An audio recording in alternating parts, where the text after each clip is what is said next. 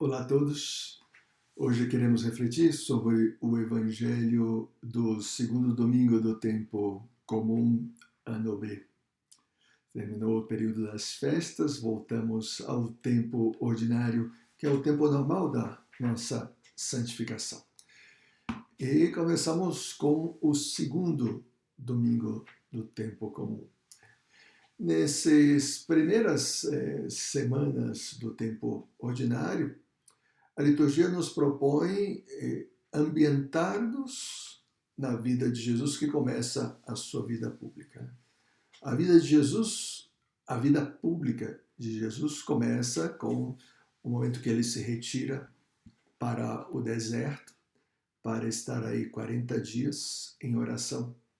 Nesses 40 dias, o Espírito Santo mesmo vai dizer para Jesus como deve ser a sua missão aqui na Terra. A primeira parte da missão de Jesus foram os 30 anos que ele passou em Nazaré. Bom, ele se encarnou, nasceu de Maria Virgem, teve que fugir para o Egito, estar um tempo no Egito, mas depois, na volta desse período do Egito, Jesus esteve vivendo com seus pais, com Maria e com José, em Nazaré. Em algum momento desse período, depois que Jesus tinha feito 12 anos, depois que ele já tinha estado no templo e foi apresentado no templo, José faleceu, né? E Maria, viúva, morava sozinha com seu filho Jesus. Até que ele completou 30 anos e aí o Espírito Santo lhe tocou dizendo: é o momento de começar a sua vida pública, a próxima fase da sua vida aqui na Terra. Então Jesus ele vai esse tempo no deserto. Depois desse tempo, ele vai até João Batista, que já tinha começado a sua missão de preparar os caminhos para o Senhor, e é batizado por João Batista. E depois Jesus precisa começar a sua vida pública, ele precisa começar as suas pregações, chamar discípulos, fazer milagres, convencer as pessoas de que ele é o Messias. Esse é o contexto dessas primeiras leituras, dessas primeiras semanas do tempo ordinário. E esse é o contexto no qual está inserido o evangelho que nós estamos refletindo neste segundo domingo do tempo comum, ano B. Vamos deixar para vocês fazer a leitura do Evangelho segundo São João, no capítulo 1, versículos 35 a 42. Boa leitura.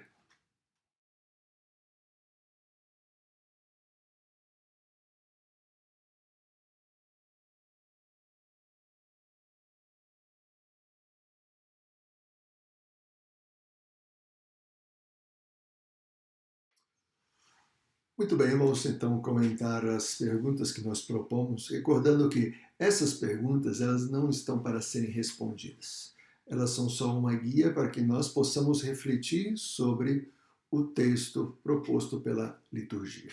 Então, a primeira pergunta é: o que significa a frase "Eis o Cordeiro de Deus"? Então, o texto diz que São João Batista, estava de novo com dois dos seus discípulos. Quem era João Batista? Ele era o primo de Jesus.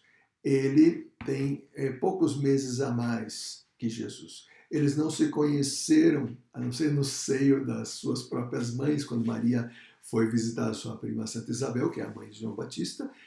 O pequenino João saltou no seio da sua mãe, movido pelo Espírito Santo. Foi aí que Jesus e João Batista se conheceram, cada um no seio da sua mãe. Mas depois disso, eles nunca mais tinham se encontrado até este momento da leitura de hoje, ou melhor, da leitura do batismo do Senhor, né, que foi segunda-feira passada, quando Jesus chega para ser batizado por São João. É que São João batizava, não era ainda o batismo cristão, era um batismo de preparação para a vinda de Cristo. Então era um batismo penitencial. E João tinha vários discípulos, pessoas que o estavam seguindo, que achavam que ele era o Messias. Mas João ele veio para preparar o caminho para o Messias. Então, aqui estamos no dia seguinte ao batismo de Jesus, né? Então João estava de novo com os dois de seus discípulos, quer dizer, no mesmo lugar que ele estava no dia anterior. E vendo Jesus passar, João disse: Eis o Cordeiro de Deus. Então, o que significa essa expressão, o Cordeiro de Deus? Essa expressão nós não vemos na Sagrada Escritura. Né? Antes de Jesus, nós não vemos nos profetas, né? Nós não vemos nos patriarcas, não vemos nos salmos. Né? O que significa essa expressão, então? E mais ainda porque os dois discípulos perceberam essa pessoa é muito especial. Então nós precisamos recordar o que era o cordeiro na cultura judaica. Né? Lá atrás, quando Abraão teve o seu único filho, né? Isaac, né? Isaac era ainda pequeno quando Deus pediu para Abraão sacrificar a Isaac, seu filho único. E Abraão obedeceu, levou o menino 3 dias de caminho até o Monte Mória, colocou a lenha e quando já estava preparado para sacrificar o menino, Deus disse, basta. E mostrou um cordeiro para ser sacrificado no lugar do menino. Então, Deus poupou a vida de Isaac e foi sacrificado um cordeiro no lugar. Muitos anos depois, né, quando Israel era escravo do Egito, né, Deus queria libertá-los da escravidão do Egito, então enviou Moisés. Moisés tentou a libertação pacífica do povo, conversando com o faraó, mas o faraó não estava disposto a fazê-los sair. Então, Moisés foi fazendo ameaças de parte de Deus, enviando pragas contra o Egito, caso não libertasse o povo. E o faraó, cabeça dura, não aceitava. Até que foi anunciada a última praga. Todos os primogênitos, ou seja, o filho mais velho de cada família, os primogênitos homens, né, iam morrer, de homens e animais, exceto nas casas onde estivesse marcada com o sangue do cordeiro. Deus tinha revelado aos israelitas que marcassem as suas casas, o umbral das portas da sua casa, com o sangue de um cordeiro de no máximo 2 anos e que fosse imaculado, perfeito. Esse mesmo cordeiro deveria ser comido essa mesma noite, e todos preparados para sair sem tempero, com a carne assada ao fogo. O que sobrasse deveria ser queimado, não poderia sobrar nada. A partir daí, Israel sacrificava cordeiros a Deus como agradecimento e como oferenda para a remissão dos pecados. Mas qual é o poder que o sangue de um cordeiro tem? Nenhum. Ele era só em preparação para o verdadeiro Cordeiro de Deus. Aqui está a nossa expressão. Aquele cujo sangue tem sim o poder de nos libertar do pecado. Esse é Jesus Cristo, o Filho de Deus, o Messias que viria ao mundo. Então, João Batista, ainda que nunca tinha ouvido falar da expressão Cordeiro de Deus, foi revelado a ele pelo Espírito Santo que Jesus ele veio para morrer pelos nossos pecados. Ele ia oferecer o seu sangue por nós. Ele ia ser o cordeiro que acabaria com o sacrifício de todos os outros cordeiros, porque ele era o cordeiro com C maiúsculo. Ele era o Cordeiro de Deus. Aquele que, através do seu sacrifício na cruz, derramaria todo o seu sangue para a remissão dos nossos pecados. Isso é o que significa a expressão eis o Cordeiro de Deus. João Batista estava mostrando para os seus discípulos que esse homem, Jesus, era o Cordeiro de Deus, ou seja, era o Messias prometido desde todos os tempos nas Sagradas Escrituras e que viria a salvar Israel. E esses discípulos acreditaram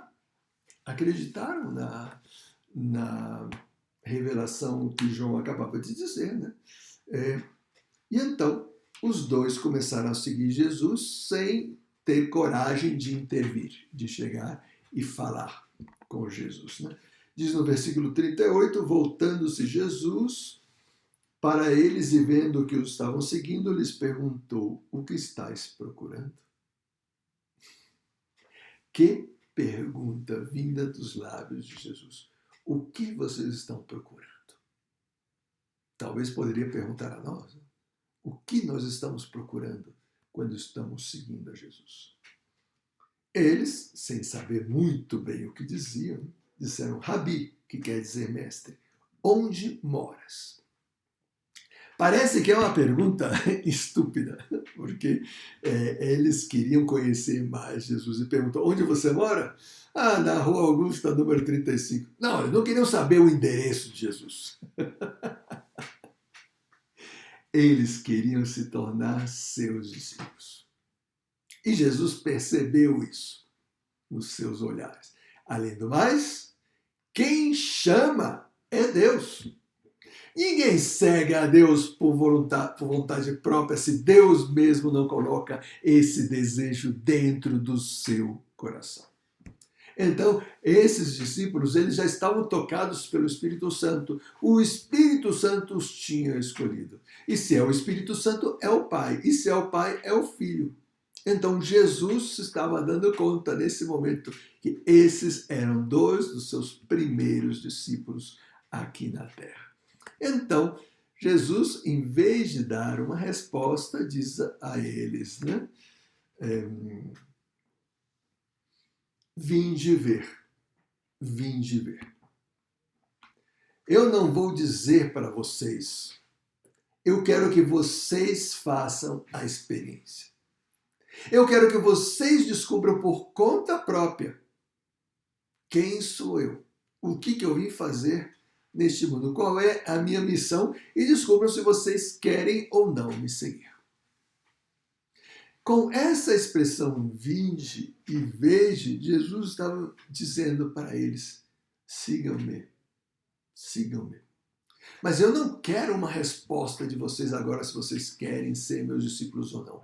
Eu quero que vocês façam a experiência. Venham comigo.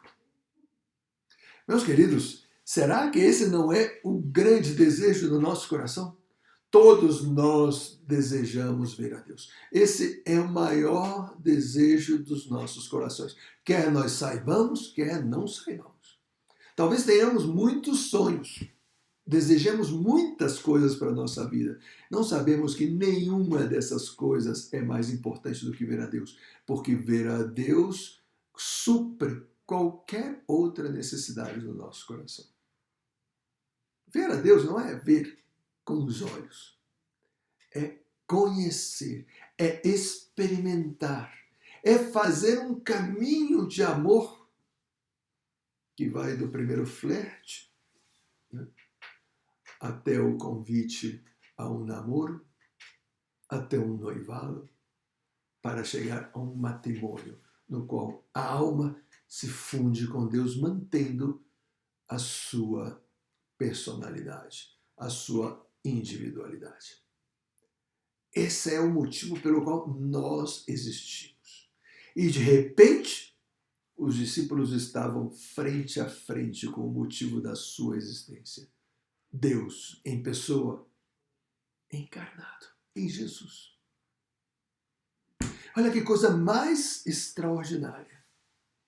Esses discípulos, sem tê-lo procurado, estavam cara a cara com Deus. Na antiguidade se pensava que quem visse a Deus morreria. Quem visse o rosto de Deus morreria.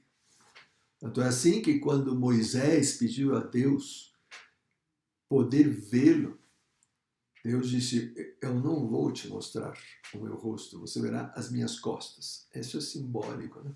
Então, enquanto Deus passava diante de Moisés, Deus o cobriu numa fenda de uma rocha e depois liberou para que o visse de costas.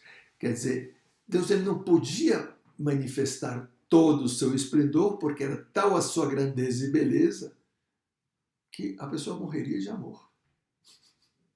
O que eu estou fazendo aqui nessa terra ainda? Eu quero estar com Deus. Essa é uma terra miserável.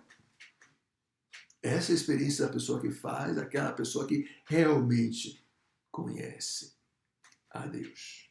Mas Deus se fez carne para que nós pudéssemos ter essa possibilidade de conhecimento progressivo até que estejamos preparados para nos encontrar com Ele na eternidade.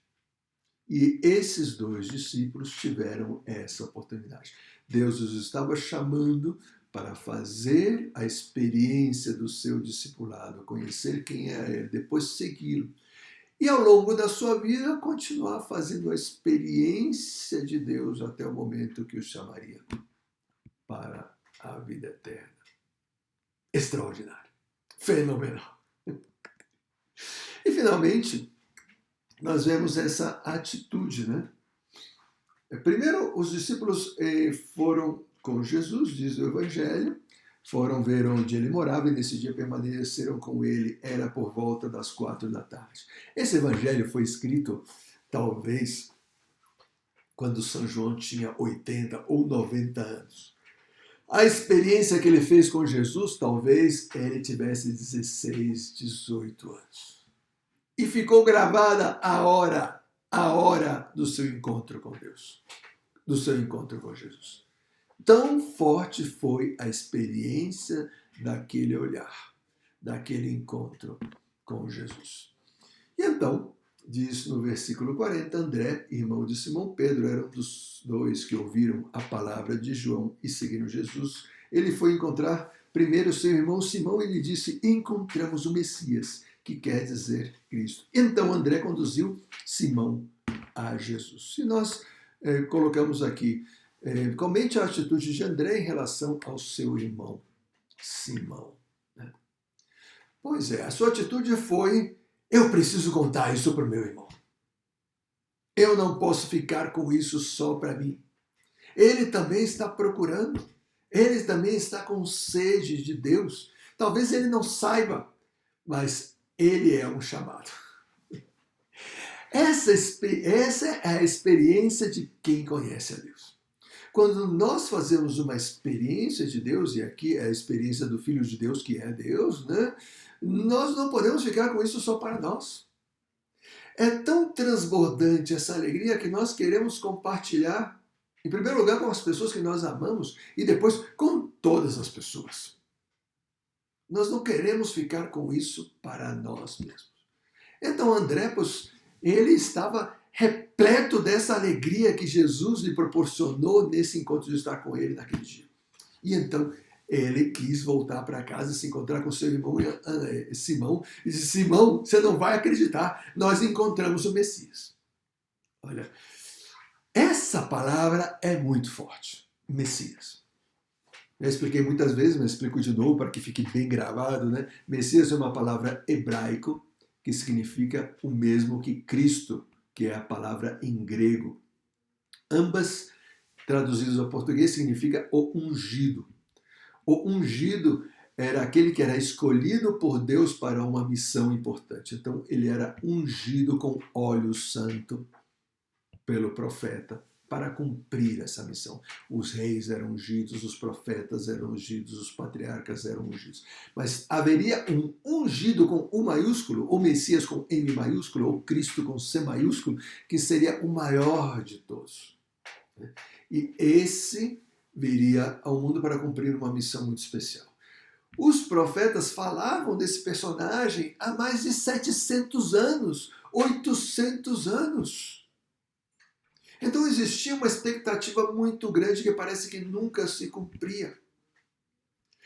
Agora você imagina a situação. Você está falando dessa pessoa há 800 anos e de repente chega alguém e disse: essa pessoa chegou. E é Jesus de Nazaré. Não pode ser. Não pode ser que eu seja tão privilegiado que nenhum dos outros santos, profetas e patriarcas teve a oportunidade de se encontrar com ele. E ele quer se encontrar comigo? Não pode ser. Pois é, parece impossível, não é? Eu acho que Simão pensou mesmo. Disse: não, André deve estar desvariando. André, eu acho que tomou muito sol, ficou muito tempo pescando e já está vendo cabeça de peixe em tudo quanto é lugar. Não é possível! Não é possível! É possível sim. Porque assim é Deus, Ele é misericordioso, Ele vem ao encontro daquele que Ele quer. E a encarnação é a maior prova disso. Deus, Ele poderia ter se encarnado num grande palácio, ter sido filho do imperador do imperador da China, do imperador do Império Romano, ter nascido e ter sido aclamado por multidões e por exércitos e tal. E ele foi ser filho de Maria de Nazaré, nascer em Belém, numa cova, e ser reverenciado por uns pastores que eram, na escala social, a parte mais baixa da escala social. Jesus, ele veio para conquistar os corações daqueles que estivessem dispostos a abrir o seu coração a ele.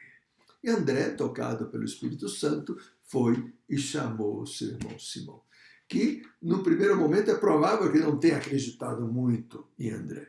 Mas depois que conheceu Jesus, aqui, claro, o Evangelho não desenvolve esse chamado, né? Tudo que aconteceu, a experiência que Simão Pedro fez, né? Mas fala só a conclusão. A conclusão. É muito provável que já tivessem tido outras experiências, né? E finalmente chega o momento da chamada de Jesus. Tu, Simão, né? Filho de João, tu serás chamado Cefas, Kefa, né?